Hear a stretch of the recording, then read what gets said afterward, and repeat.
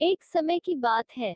एक गांव में एक ब्राह्मण रहता था। एक बार किसी परिवार ने उसे अपने यहाँ ब्राह्मण भोज पर बुलाया और दान में उसे एक बकरा दिया। बकरे को पाकर वो बड़ा खुश हुआ और खुशी से अपने घर जाने लगा। रास्ता लंबा और सुनसान था। रास्ते में ब्राह्मण के कंधे पर बकरे को देखकर तीन ठग के मन में उस बकरे को चुराने का विचार आया। तीनों ने उसे हथियाने की योजना बना ली। तीनों अलग अलग हो गए। ब्राह्मण के पास से गुजरते हुए एक ठग ने उनसे कहा, क्या पंडित जी एक ब्राह्मण होकर एक कुत्ते को अपने कंधों पर उठा रखा है आपने? ब्राह्मण ने कहा, अंधे हो क्या?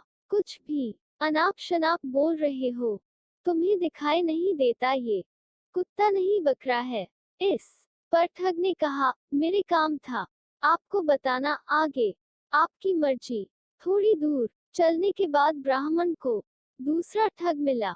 उसने ब्राह्मण से कहा, पंडित जी क्या आप नहीं जानते उच्च कुल के लोगों को अपने कंधों पर कुत्ता नहीं लादना चाहिए?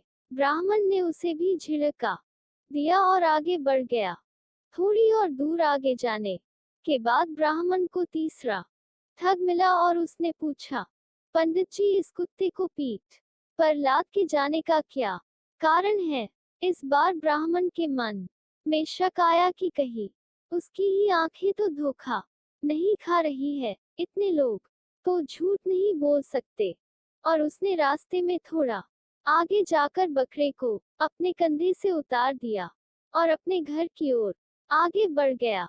उसके आगे जाते ही तीनों ठग बकरे को वहां से उठा ले गए और उसे मारकर उसकी दावत खाई। तो दोस्तों, इस कहानी से यह सीख मिलती है कि कई बार झूठ को भी मेजॉरिटी में बोलने पर वह सच जैसा मालूम पड़ता है और लोग धोखे का शिकार हो जाते